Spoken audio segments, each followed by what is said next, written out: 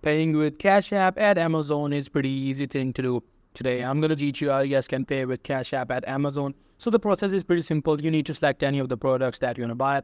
After that, you have to, add it to the cart. And in the cart, you have to click on this proceed to checkout. And it will take you to the checkout section. And here you have to, click on this use this address. And I will want to, put the payment app option.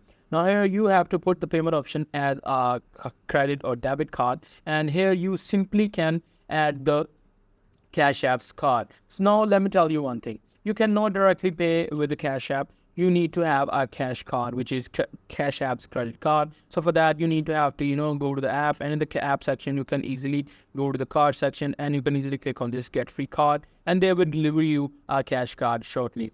This is how the card should look like. It should contain all the information as normal credit card. You need to put the credit card information here in the checkout section, and your payment for your product should be deducted from your Cash App account. So that's pretty much it. That's how you guys can do it. Hope you guys find this video helpful.